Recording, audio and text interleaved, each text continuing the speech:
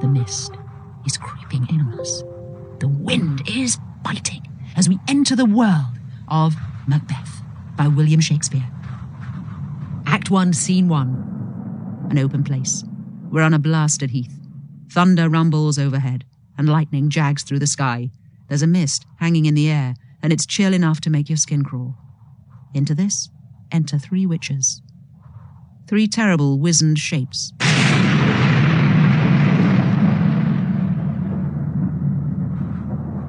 When shall we 3 meet again? In thunder, lightning, or in rain? When the hurly-burly's done, when their battle's lost and won. That will be ere the set of sun. Where the place? Upon the heath. There to meet with Macbeth. I come, Grey Malkin. Paddock calls. Anon. Fair is foul, and foul is fair. Hover through the fog and filthy air. And the mist deepens until nothing can be seen. So let's look at the important points about this scene. Firstly, there are 3 witches. Everything in Macbeth comes in 3s. There are 3 men who betray Duncan: MacDonald, Corder, and Macbeth himself. There are 3 appearances of the witches. What other uses of groups of 3 can you think of? At some time make a short list, but for now we'll continue. The number 3, and events grouped in 3s, is very important because Shakespeare understood it to be a Kabbalistic number, suitable for supernatural writing. It's the number of persons in one God, the Father, the Son, and the Holy Ghost. The number crucified on the hill at Calvary, etc. A very potent, supernatural number. Listen out, and you'll notice how the motif recurs time and again in this play. Macbeth at one point says, "Had I 3 ears, I'd hear thee." Next point, the way in which the setting reflects the mood. It was Aristotle who first had the idea that nature somehow has pathos, or feelings, for the actions of characters, and that it reflects what they do. This is known as the Pathetic Fallacy. So here, Shakespeare uses the setting, the thunder, the mist, the scraggy earth, to convey messages to the audience. It's important to note that this play is written almost entirely in nighttime scenes, which was most unusual for the period. So let's look at the language and images in this first scene. Now, 2 lines are particularly important. When the battle's lost and won, because it's later echoed by Duncan. What he hath lost, noble Macbeth hath won. And fair is foul, and foul is fair, because they are the first words Macbeth says when he's on stage. This demonstrates that he already has a sympathy with the witches. You'll notice that the weird sisters say, Where the place? Upon the heath. There to meet with Macbeth. He doesn't choose them. They choose him. This is called the Doctrine of Voluntary Ascent. In Protestant thinking, the idea is that the spirits from hell ascend to get you if your soul is weak. This idea is shown in Dr. Faustus by Christopher Marlowe, a play Shakespeare admired immensely. It concerns a man who, in a sense, begs for damnation because his soul is weak. So the witches appear to Macbeth to tempt him into damnation. Of course, it's interesting that Macbeth is not the only one offered temptation, but we shall deal with that when it happens. Last point to make on this scene concerns the way the witches speak. When shall we 3 meet again? Can you hear that? 4 stresses per line. Dum, de-dum, de-dum, de-dum. Tetrameter, from the Greek tetra, meaning 4. Now, these 4 stresses are not seen anywhere else. The rest of the play is iambic pentameter. So Shakespeare creates a special rhythm for the way the witches speak, and we come to get used to that every time we see them. Notice, too, that it's written in rhyming lines, and in particular, the rhyming couplet at the end. Act 1, Scene 2. Now, before Scene 2, let's give you some historical facts. Sweno, king of the Vikings, has been attacking the Scottish forces. From 1038 through to 1040, his troops have attacked, pillaging the north of Scotland above Inverness. It's now 1040, and a bloody and final battle is raging. Back to the play then, Scene 2, a camp near Forres. Enter King Duncan, Malcolm, Donalbain, Lennox. King Duncan is urgently waiting for news about the battle and how the Vikings have been doing.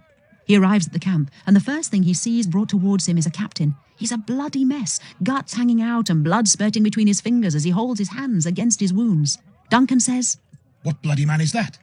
He can report as seemeth by his plight of the revolt the newest state. And Malcolm, recognising him as a chap who rescued him once out on the battlefield, comes forward, takes the man's arm and says, "This is the sergeant, who like a good and hardy soldier fought against my captivity. Hail, brave friend. Say to the king the knowledge of the broil as thou didst leave it." He comes forward and, grabbing the king with blood-stained fingers, says, Doubtful it stood, as two spent swimmers that do cling together and choke their art. The merciless MacDonald, worthy to be a rebel, for to that the multiplying villainies of nature do swarm upon him. From the western isles of kerns and gallowglasses is supplied, and fortune, on his damned quarrels smiling, showed like a rebel's whore. But all's too weak. Now, you see, it's not just the Vikings who have been attacking the north. The Vikings have been joined by the Scottish traitor, MacDonald, who, wrongly thinking that the Vikings were going to win, has been fighting on their side with kerns, which are lightly armed Irish mercenaries, and gallowglasses, which are heavily armed Irish infantry soldiers. So MacDonald is the first of 3 thanes who will betray his king. And the captain says, you know, MacDonald had fortune on his side, so much so that it looked like he would win. But fortune changes, like a whore who smiles on you for a while, then turns her attention to another. So his luck turned, and in stormed brave Macbeth. For brave Macbeth, well he deserves that name. Disdaining fortune with his brandished steel which smoked with bloody execution, like Valor's minion carved out his passage till he faced the slave, which ne'er shook hands nor bade farewell to him, till he unseamed him from the nave to the chops and fixed his head upon our battlements. So Macbeth, with a giant Scottish broadsword about 5 feet long, double-handled, carves out his passage through other people to get to MacDonald, and using the weight of the sword, he swings it over his head and brings it up between MacDonald's legs, catching him in the groin and unseaming him like a zip. He cuts him in half, from the nave to the jawbone. The chop is the jawbone. Now, this violent image of Macbeth immediately establishes in our mind, quite early on, before we've even met him, that he is a terrifying killer. Macbeth then hacks off MacDonald's head and sticks it on the battlements. Duncan is thrilled to bits and cries, "O valiant cousin, worthy gentleman!" As whence the sun gins his reflection, shipwracking storms and direful thunders break, so from that spring whence comfort seemed to come, discomfort swells. Duncan is pleased, but the captain turns his mood around when he reports that from the calm of victory, storms are brewing, as Swano sent in fresh troops. Notice the use of images of a storm. It underlines the pathetic fallacy. Mark, King of Scotland, mark! No sooner justice had, with valour armed, compelled these skipping kerns to trust their heels, but the Norwegian lords, surveying vantage, with furbished arms and new supplies of men, began a fresh assault. Now this Norwegian lord, as I've said before, is Swano. He's so determined to take northern Scotland that he started a fresh assault even though MacDonald's mercenary troops were defeated. Dismayed not this our captains, Macbeth and Banquo? Yes, as sparrows, eagles, or the hare, the lion. If I say sooth, I must report they were as cannons overcharged with double cracks. That's where you put a double load of gunpowder into a cannon to send the ball further than it would normally go. So they doubly redoubled strokes upon the foe, except they meant to bathe in reeking wounds, or memorise another Golgotha. I cannot tell. I am faint. Oh, my gashes cry for help. So as Swano's new troops attacked, Macbeth and Banquo doubled their own efforts to kill them and drive them back. Now the captain's mention of another Golgotha is interesting because Golgotha is the place of the skull in the New Testament, where the Romans crucified the Jews and where there were just heaps of bodies left on the hillside. This is a powerful image of death and carnage. The idea that Macbeth is recreating, the word memorising, by the way, means recreating, another Golgotha, is staggering, especially for the powerful suggestion of destroying Christ. So we have an image of Macbeth, violent killer, yet at the same time he is compared to an eagle and a lion. We have a sort of dual image of him, violent, savage, but in a sense, noble within the sphere of battle. So well thy words become thee as thy wounds, they smack of honour both. Go, get him, surgeons. Who comes here? The captain is taken away, and in come Ross and Angus. The worthy Thane of Ross. What a haste looks through his eyes. So should he look that seems to speak things strange. Ross leaps forward and drops down on one knee. God save the king. Whence camest thou, worthy Thane? From Fife, great king, where the Norwegian banners flout the sky and fan our people cold. Norway himself, with terrible numbers, assisted by that most disloyal traitor, the Thane of Cawdor. Aha, another one, a second traitor. First, MacDonald, now Cawdor. Began a dismal conflict, till that Bellona's bridegroom, lapped in proof, confronted him with self-comparisons. Now let me clarify that reference. Bellona was the Roman goddess of war, and in mythology she was married to Mars, and therefore Bellona's bridegroom is Mars, i.e. Macbeth. It's important that Macbeth is given not a Christian comparison, but a pagan one.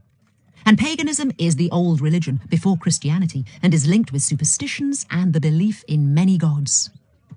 Lapped in proof means he's wearing armour, the type that rivets together so his body is encased in great slabs of metal. So this powerful god of war, all encased in armour, leads an army against the second traitor, Cawdor, after he's sliced in half one traitor already. Point against point, rebellious arm against arm, curbing his lavish spirit, and to conclude, the victory fell on us. Victory to the Scots.